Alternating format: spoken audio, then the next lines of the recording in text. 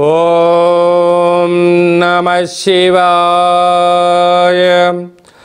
ఓం నమో నారాయణాయ.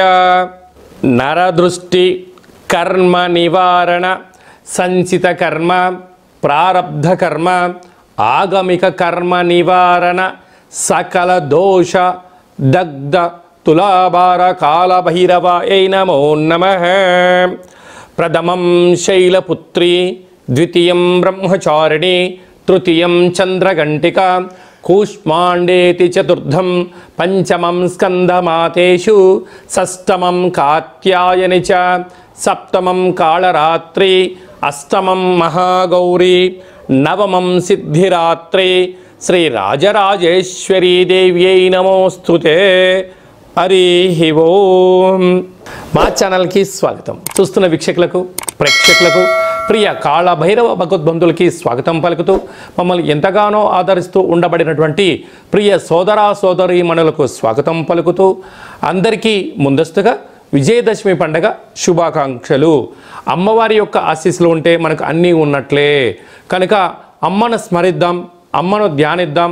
ప్రకృతితో మమేకమైనటువంటి అమ్మవారిని శాకాంబరి స్వరూపంలో పూజ చేసుకుందాం. జీవనాన్ని అద్భుతమైన ఆనందకరమైన జీవితానికి స్వాగతం పలుకుదాం. 1వ తారీఖు 10వ నెల 2024 నుండి 15/10/2024 వరకు పుట్టినటువంటి వారందరికీ కూడా ముందస్తుగా జన్మదిన శుభాకాంక్షలు. గతంలో వివాహం చేసుకున్న వారికి వివాహ వార్షికోత్సవ శుభాకాంక్షలు. ద్వాదశ రాశుల్లో గ్రహ గమనాల్ని ఒకసారి వీక్షింపచేద్దాం. వృషభ రాశిలో దేవగురు బృహస్పతి సంచార స్థితి, విశేషంగా మిథున రాశిలో కుజ భగవానుడు సంచార స్థితి, కన్యరాశిలో రవి బుధ కేతు సంచార స్థితి. 3 గ్రహాలు కలిపి బుధాదిత్య రాజయోగం చేత కన్యరాశిలో సంచార స్థితి. తులారాశిలో శుక్ర భగవానుడు స్వక్షేత్ర సంచార స్థితి. కుంభరాశిలో శని భగవానుడు స్వక్షేత్ర తిరోగమన సంచార స్థితి. మీనరాశిలో రాహు సంచార స్థితితో ద్వాదశ రాశుల్లో గ్రహ గమనాలు ఈ విధంగా ఉన్నాయి. మహాలయల అమావాస్య సందర్భంగా ధనుసు రాశి వారు ఎలాంటి విధి విధానాలు పాటించడం వలన అర్ధాష్టమ రాహు దోషాలు తొలగించుకొని పితృదేవతల కాశీలు ఎలా పొందుతారో ఈ వీడియోలో సవివరంగా సంపూర్ణంగా తెలుసుకుందాం. ధనుసు రాశిలో ఏ నక్షత్రాలు వస్తాయనగా, మూలా నక్షత్రంలోని 4 పాదాలు, పూర్వాషాఢ నక్షత్రంలో 4 పాదాలు, ఉత్తరాషాఢ నక్షత్రంలోని 1 పాదం కలిపితే ధనుసు రాశి అవ్వడం జరుగుతుంది. చాలామందికి పుట్టినటువంటి కాల సమయంలో డేటా బర్త్లో లేనటువంటి కారణం వలన పేరు యొక్క మొదటి అక్షరాన్ని అనుసరిస్తూ ఆ రాశిని తెలుసుకునే ప్రయత్నం చేద్దాం. ఏ, యో, భా, బి, బు, ధా, బా, డా, బే అక్షరాల వారందరూ కూడా ధనుసు రాశి జాతకులే. ధనుసు రాశి యొక్క అధిపతి దేవగురు బృహస్పతి. అంటే గతించినటువంటి పెద్దవారందరికీ వారికి తృప్తికరమైనటువంటి ఆహార నైవేద్యాలను ఏర్పాటు చేసుకొని నల్ల నువ్వులు దర్భను వదిలేసి యథాశక్తిగా శనగపప్పుతో కూడుకున్నటువంటి భక్షాలు కానీ, పాయసాలు కానీ, ఉండ్రాళ్ళు కానీ, పాయసం లాంటిది చేసి శునకపు మహారాజు గారికి అనక కుక్కకు ఏర్పాటు చేయడం, అలాగనే కాకులకు ప్రసాదాన్ని ఏర్పాటు చేయడం, బ్రాహ్మణులకు పసుపు రంగు వస్త్రాలను, తెలుపు రంగు వస్త్రాలను దానం చేయించడం, ప్రవహించే నీటిలో నవధాన్యాలను చల్లడం, గోవుకు శనగపప్పుతో కూడుకున్న పదార్థాన్ని ఆవుకు ఆహారంగా ఏర్పాటు చేయడం వలన పితృదేవతలు వారి రూపంలో, గోవు రూపంలో, బ్రాహ్మణుడు రూపంలో, కాకి రూపంలో, శునకపు మహారాజు రూపంలో సేవించడం వలన పెద్దవారి యొక్క ఆశీస్సుల చేత అనుకుంటున్న అన్ని పనులలో ధనుసు రాశి వారు విజయానికి సొంతం స్వాగతం పలకడానికి ఇది ఒక వేదిక అని చెప్పి గమనించాలి. వీరికి తృతీయంలో శని భగవానుడు స్వక్షేత్ర సంచార స్థితి ఉండడం వలన తల్లిదండ్రులతో, అన్నదమ్ములతో విభేద పరిస్థితులు, అర్ధాష్టమ రాహు మీరు ఎవరైతే బాగా నమ్ముతారో మీ తల్లిదండ్రులని, అత్తమామలని, బావమర్దులని, ఆడపడుచులు అని చెప్పి నావాలని మీరు అనుకుంటూ ఉంటారు. కానీ వారేమనుకుంటున్నారయ్యా అంటే నీ దగ్గర ధనం ఉన్నంత వరకే మీరు వారు ఒక్కసారి మీ దగ్గర ధనం అయిపోయిందని క్షణం తెలుసుకోగానే మీరు ఫోన్ చేస్తే స్విచ్ ఆఫ్ రావడం, ఫోన్ చేస్తే లిఫ్ట్ చేయకపోవడం, నేను అక్కడ ఉన్నాను ఇక్కడ ఉన్నా అని చెప్పి మాయ మాటలు చెప్పే పరిస్థితి అధికంగా ఉంటుంది. కనుక సమయాన్ని, ధనాన్ని, ఆరోగ్యాన్ని కాపాడుకోగలిగితే ధనుసు రాశి వారంత అదృష్టవంతులు ఎవరు లేరు అని చెప్పి గమనించగలగాలి. 6వ స్థానంలో గురు సంచార స్థితి ఉండడం వలన రుణ సమస్య, రోగ సమస్య, శత్రు సమస్య పొంచి ఉన్నాయి. ఉద్యోగంలో మార్పులు, స్వల్పమైన ఆటంకాలు అనేకంగా ఉన్నాయని చెప్పి గమనించాలి.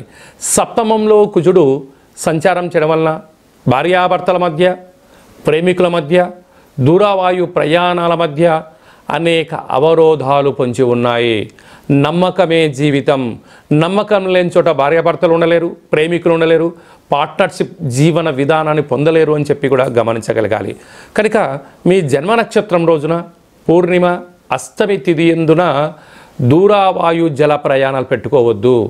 పంచభూతాలతో, నీటితో చెలగాటమాడవద్దు, యంత్రాలతో చెలగాటమాడవద్దు, పై అధికారులతో, సహా ఉద్యోగస్తులతో, కింది స్థాయి ఉద్యోగస్తులతో గౌరవాన్ని ఇచ్చిపుచ్చుకోగలిగితే ఇంతకు మించిన గౌరవం లేదు అని చెప్పి గమనించాలి. కింద స్థాయి వారు కదా అని చెప్పి నోరు జారారా, ఆ తదనంతమే మీ శత్రువులు మీరే తయారు చేసుకుంటున్నారు అని చెప్పి తస్మాత్ జాగ్రత్త ధనుసు రాశి జాతకులు అని చెప్పి జ్యోతిర్విజ్ఞానం తెలియచేస్తుంది. రాజ్యస్థానంలో బుధాదిత్య రాజయోగం, ప్రమోషన్స్ రాబోతున్నాయి. లాభస్థానంలో శుక్ర భగవానుడు, నూతన వాహనాలు, బంగారు ఆభరణాలు, క్రయ విక్రయాలు, ఆనందం, ఆధ్యాత్మికతం ధనుసు రాశి వారి సొంతం అని చెప్పి గమనించాలి. సాఫ్ట్వేర్ ఉద్యోగస్తులు, హార్డ్వేర్ ఉద్యోగస్తులు, జర్నలిస్టులు, యూట్యూబ్, వాట్సాప్, ఫేస్బుక్, క్రియేటివిటీ రంగాల్లో ఉండబడిన వారందరికీ నూతనమైన సినిమా అవకాశాలు, కొత్త పత్రికలలో అవకాశాలు రాబోతున్నాయి. కనుక వచ్చే అవకాశాన్ని, ప్రతి చిన్న విషయాన్ని కూడా జాగ్రత్తగా సమయాన్ని సద్వినియోగపరచుకోండి. ధనుసు రాశి వారి తిరుగులేనటువంటి విజయకేతనం ధనుసు రాశి వారి సొంతం అని చెప్పి గమనించాలి. అక్టోబర్ మాసంలో ముఖ్యమైనటువంటి పండుగల గురించి క్లుప్తంగా, సవివరంగా, సంపూర్ణంగా తెలుసుకుందాం. 2వ తారీఖు 10వ నెల 2024 భాద్రపద మాస కృష్ణపక్ష అమావాస్య బుధవారము. సాక్షాత్తుగా హరిహరసుతుడైనటువంటి అయ్యప్ప స్వామి వారి యొక్క జన్మ నక్షత్రము, విఘ్నేశ్వర స్వామి యొక్క జన్మ నక్షత్రము కారణం చేత అదే కాకుండా మహాలయాల అమావాస్య అంటారు. అంటే మనకు బహుళపక్షము ప్రారంభం అయినప్పటి నుండి అమావాస్య వరకు గతంలో గతించినటువంటి మన పెద్దలు వారు ఏ తిథి రోజైతే పరమపదింపజేశారో, లేకుంటే ఏ రోజైతే పరమపదింపజేశారో మనము ఆ రోజును గుర్తుపెట్టుకొని వారికి స్వయంపాక కార్యక్రమాలను, మన సనాతన సాంప్రదాయము, మన ఆచార వ్యవహారాలు, ప్రాంతాలను బట్టి వాళ్ళను, పెద్దవాళ్ళను తృప్తిపరచడం కోసం ఏమే కార్యక్రమాలు చేస్తామో చేయాలి. అలా పరిసర ప్రభావం చేత కుదరలేనటువంటి వారందరికీ ఈ యొక్క అమావాస్య తిథి యందున తప్పకుండా ఆ గతించిన వారిని స్మరించుకొని వారి ఆత్మ తృప్తి కోసమే ఏదైతే కార్యక్రమాలు చేస్తామో మనకు వారి యొక్క ఆశీస్సులు ఉంటాయి. అలాగనే బ్రాహ్మణుడికి కానీ స్వయంపాకం దానం ఇవ్వడము, గోమాతకు పచ్చడి గడ్డిని, తౌడు లాంటివి ఏర్పాటు చేయడము, పక్షులకు అనగా కాకులకు ప్రత్యేకంగా అన్నం వండి వాళ్ళ పేరు మీద ఏర్పాటు చేయడము, బీదలకు ఆహారాన్ని ఏర్పాటు చేయడము, శునకపు మహారాజులకు అనగా కుక్కలకు దానం చేయడం వలన గతించిన వారు ఆ రూపంలో వచ్చి వారు స్వీకరించి మనల్ని ఆశీర్వదించి వెళ్తారు అనేటువంటిది సనాతన ధర్మం చెప్తుంది. కనుక మనమందరము కూడా గతించిన వారిని స్మరిద్దాం, వారి యొక్క ఆశీస్సులు పొందుదాం. అలా కుదరలేదు అనుకుంటున్న వారందరూ ఈ కింది నెంబర్ సంప్రదించినట్లయితే, మీ యొక్క పెద్దవారి యొక్క గోత్రనామాలను పంపించినట్లయితే మన యొక్క కాళభైరవ స్వామి యొక్క దేవాలయంలో ఏర్పాటు చేయడం జరుగుతుంది. కనుక ఈ కార్యక్రమం అంతా కూడా మీకు వాట్సాప్ కాల్, వీడియో కాల్ ద్వారా చూపించడం జరుగుతుందని చెప్పి గమనించగలగాలి. ఇంకొంచెం శక్తి కలిగింది కాశీలో ఏర్పాటు చేయడం, ఇంకొంచెం వెసులుబాటు కలిగింది మనకు గోకర్ణ క్షేత్రంలో మహాదేవుడి యొక్క ఆత్మ శివలింగం అక్కడ ఉంటుంది. కనుక అక్కడ చేసుకోవడం వలన కూడా వారి యొక్క ఆశీస్సులు ఉంటాయని చెప్పి గమనించాలి. అలాగే ఈ సంవత్సరం మనము గోకర్ణ క్షేత్రంలో ఇలాంటి కార్యక్రమాలు ఏర్పాటు చేస్తున్నాం. ఆసక్తి గలవారు ఈ కిందను సంప్రదించి గోకర్ణ క్షేత్రంలో స్వామివారి యొక్క ఆశీస్సులు పొందే ప్రయత్నం చేద్దాం. శివుడి యొక్క ఆశీస్సులు అంటే కైలాసం నుంచి తీసుకొచ్చినట్టు మహాలింగం అక్కడ ఉంది కనుక వారి అందరినీ కూడా శివైక్యం చెందిన వారందరినీ కూడా ఆ పరమేశ్వరుడి యొక్క ఆశీస్సుల కోసమే ప్రయత్నం చేద్దామని చెప్పి గమనించాలి. అలాగనే ఈ యొక్క ఆశ్వీజ మాసం అంతను కూడా అంటే మనకు 2వ తారీఖు అమావాస్య అయిపోయింది. 3/10/2024 నుండి దుర్గా శరన్నవరాత్ర మహోత్సవ కార్యక్రమాలు ప్రారంభమవుతున్నాయి. అలాగనే 9వ తారీఖున షష్ఠి బుధవారము మూలా నక్షత్ర సందర్భంగా 3 సంవత్సరములు పడినటువంటి చిన్నపిల్లలకు మొట్టమొదటిసారిగా అక్షరాభ్యాసం చేయించాలి అనుకుంటున్న వారందరూ కూడా మహాసరస్వదేవి అలంకారం రోజున చిన్నపిల్లలకి అందరికీ కూడా అక్షరాభ్యాసం చేయించి వారిని పాఠశాలకు పంపించినట్లయితే సర్వత్రా అమ్మవారి యొక్క ఆశీస్సులు ఉంటాయని చెప్పి గమనించగలగాలి.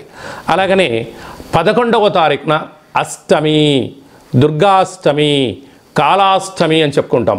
అనగా అష్టమి రోజున ఫ్యాక్టరీలు, కర్మాగారాలు, వాహనాలు, ఇళ్లకు, వ్యాపార సంస్థలకు మనము ఆయుధ పూజ చేసి ఒక గుమ్మడికాయను నిమ్మకాయను ఛేదింపచేయడము, పెరగన్నాన్ని నైవేద్యంగా పెట్టుకోవడం వలన అమ్మవారి యొక్క ఆశీస్సులు పుష్కలంగా ఉంటాయని చెప్పి గమనించగలగాలి. అలాగనే 12వ తారీఖున విజయదశమి పండగ కనుక విజయం కలిగించడం కోసం మనమందరం కూడా ప్రతి సంవత్సరం ఏదో ఒక కార్యక్రమాన్ని దిగ్విజయం పరుచుకోవాలి అనుకుంటున్న వారందరూ కూడా ఆ రోజు అమ్మవారికి పూజ చేసుకొని నమస్కారం చేసుకొని పనులు ప్రారంభించడం వలన జయహో విజయోహో అనేటువంటి శక్తి మనందరికీ కలుగుతుందని చెప్పి గమనించాలి. ఆ రోజు సాయం సంధ్యా కార్యక్రమంలో శమీ వృక్షపు పూజ చేసుకొని ఆ యొక్క బంగారాన్ని తీసుకొని వెళ్ళి అమ్మవారి దగ్గర పెట్టి పూజ చేసుకోవడం, తల్లిదండ్రులకు, గురువులకు, పెద్దలకు, సన్నిహితులకు ఇచ్చి వారి ఆశీర్వచనం తీసుకోవడం వలన మనకు సర్వత్రా ఆ అమ్మవారి యొక్క ఆశీస్సులు ఉంటాయని చెప్పి గమనించాలి. అప్పుడు ఈ మంత్రాన్ని ఉచ్చరింపచేయాలి. ఒక తెల్లటి పేపర్ పైన ఎరుపు పెన్ను చేత కానీ పసుపు రంగు పెన్నుతో కానీ ఈ యొక్క మంత్రాన్ని ఉచ్చరింపచేసి ఆ వృక్షదేవత దగ్గర పెట్టి నమస్కారం చేసుకొని రావాలి. ఓం శమి శమైతే పాపం శమి శత్రు వినాశనం అర్జునస్య ధనుర్ధారీ రామస్య ప్రియదర్శనం శ్రీ అపరాజితాదేవ్యై నమోస్తుతే అనేటువంటి మంత్రాన్ని 27 సార్లు ఉచ్చరింప చేసుకొని అక్కడ అమ్మవారి దగ్గర ప్రదక్షిణ చేసి నమస్కారం చేసుకోవడం వలన రాముడు ఎంతటి విజయాన్ని పొందాడో మనకు కూడా అలాంటి విజయాన్ని ప్రసాదించమని అమ్మవారిని కోరుకుందాం. కనుక ఈ అక్టోబర్ మాసంలో అమ్మవారి యొక్క ఆశీస్సుల కోసం కనీసం ఈ 9 శరన్నవరాత్రుల రోజుల ఆవాసం ఉండడం, భగవంతుడు అమ్మవారి యొక్క సేవలో ఉండడం, లలిత సహస్రనామ పారాయణ వినడం, ఏది మంత్రాన్నైనా ఒక మంత్రాన్ని సాధన చేయడం వలన మనకు అద్భుతమైనటువంటి ఆయుర్శక్తి కలుగుతుందని చెప్పి గమనించాలి. అలాగనే ఈ యొక్క ఆశ్వీజ మాసంలో ఈ యొక్క దుర్గాష్టమి అంటే ఆ అష్టమి రోజున కాళభైరవ స్వామి యొక్క స్మరణ, కాళికామాత యొక్క ఆశీస్సులు మనకు కావాలన్నట్లయితే ఈ కిందెమరు సంప్రదించినట్లయితే మీకోసం ప్రత్యేకంగా కాళభైరవ హోమ కార్యక్రమం చేయించి వీడియో కాల్ ద్వారా చూపించి ప్రసాదంగా మీకు ఏర్పాటు చేయడం జరుగుతుందని చెప్పి గమనించాలి. ఈ యొక్క పాత్ర కంచు పాత్ర అంటే కంచు మోగినట్టు కనకము మోగదు గదరాసుమతి అని చెప్తూ ఉంటారు. ఈ యొక్క పాత్రను మనం ఒక్కసారి గమనించినట్లయితే ఈ యొక్క పాత్రలో 12 రాసులను అచ్చు వేయడం జరుగుతుంటుంది. ఈ పాత్రతో ఉపయోగాలను ఒక్కసారి మనం తెలుసుకుందాం. ఇలా ఒక్కసారి శబ్దం చేసినట్లయితే ఓంకార శబ్దం రావడం జరుగుతూ ఉంటుంది.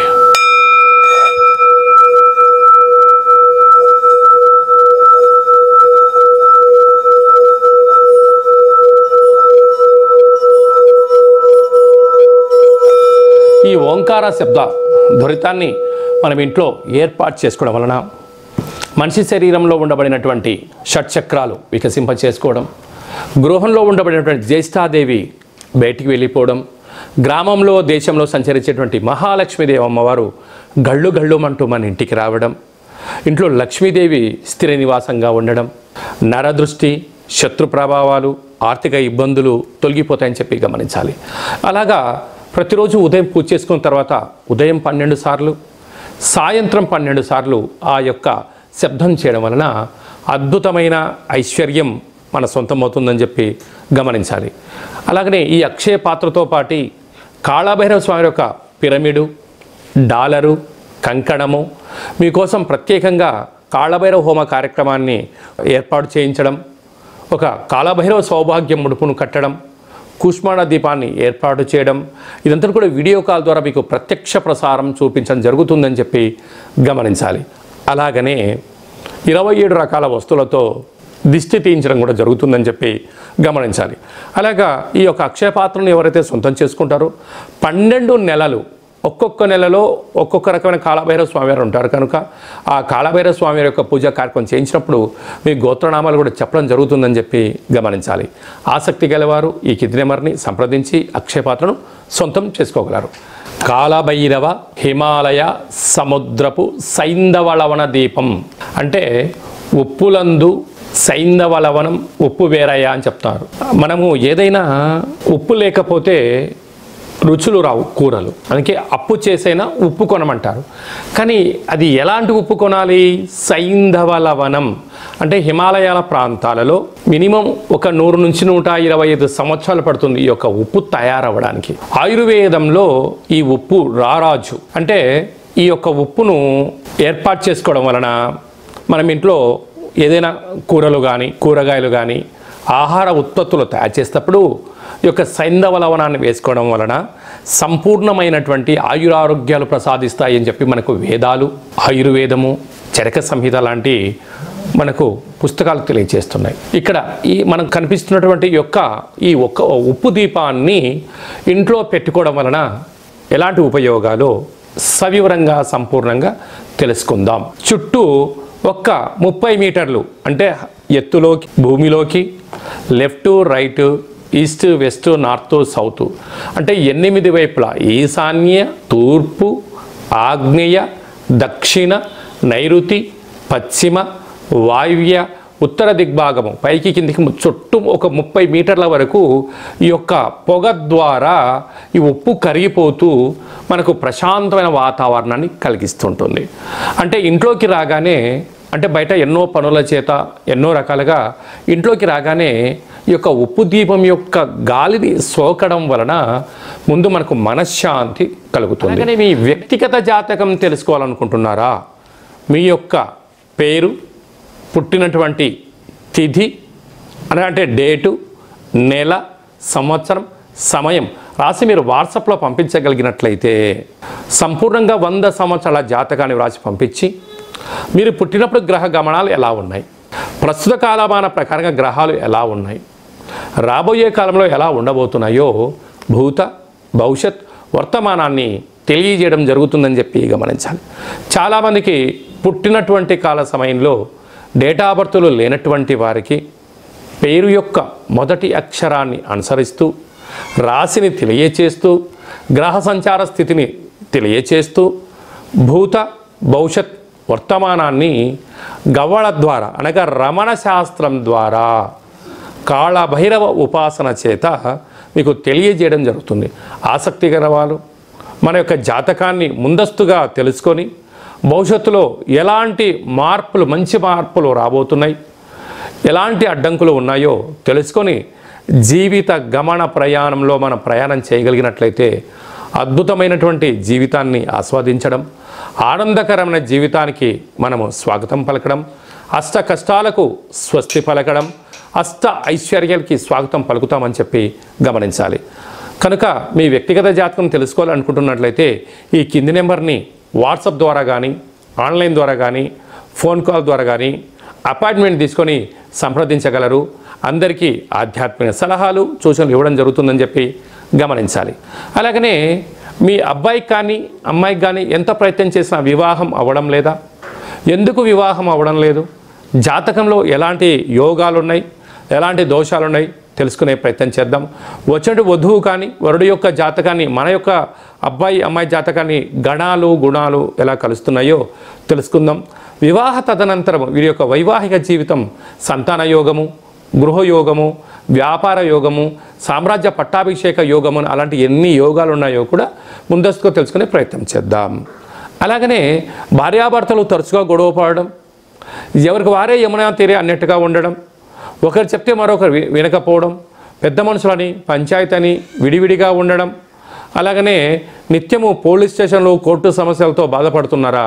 మీరు ఒక్కసారి భార్యాభర్తల యొక్క జాతకాన్ని ఒక్కసారి పంపించినట్లయితే చిన్న చిన్న అడ్డంకులను తొలగించుకునే ప్రయత్నం చేసుకొని పార్వతీ పరమేశ్వరులు ఎలా కలిసి ఉంటున్నారో అలా కలిసి ఉండేటువంటి సలహాలు సూచనలు ఇవ్వడం జరుగుతుందని చెప్పి గమనించాలి. అందరికీ శుభం, జయం, లాభం జరగాలని కోరుకుంటూ ఆశీర్వచనం. ఓం శతమానం భవతి శతాయు పురుష సతేంద్రియ ఆయుష్యేవేంద్రియే ప్రతిష్టతి. ధనం ధాన్యం బహుపుత్రలాభం శత సంవత్సరం దీర్ఘమాయు. సర్వే జనా సుఖినో భవంతు. లోకా సమస్తా సుఖినో భవంతు. సర్వం శరణవరాత్ర దేవత అర్పణమస్తు. హరి ఓం. ఈ వీడియో మీకు నచ్చినట్టయితే లైక్ చేయండి, షేర్ చేయండి, మా యొక్క ఛానల్ని సబ్స్క్రైబ్ చేసుకోండి. అందరికన్నా ముందుగా మీ వ్యక్తిగత జాతకం తెలుసుకోవాలనుకుంటున్నారా? అందరికన్నా ఆధ్యాత్మికమైన సలహాలు ముందస్తుగా మీరే వినాలనుకుంటున్నారా? అయితే పైన ఆల్ అనే బటన్ను తెలియచేయండి. అలాగనే గంట సింబల్ కూడా ప్రెస్ చేయండి. ఈ ఆధ్యాత్మిక భక్తి సమాచారాన్ని భగవద్బంధువులకు, మిత్రులకు, స్నేహితులకు మీరు ఎవరి క్షేమాన్ని కోరుకుంటున్నారో లేకుంటే మీ క్షేమాన్ని ఎవరైతే కోరుకుంటున్నారో వారికి కూడా ఈ వీడియోను ఫార్వర్డ్ చేసి భగవంతుడి యొక్క ఆశీస్సులు పొందగలరు.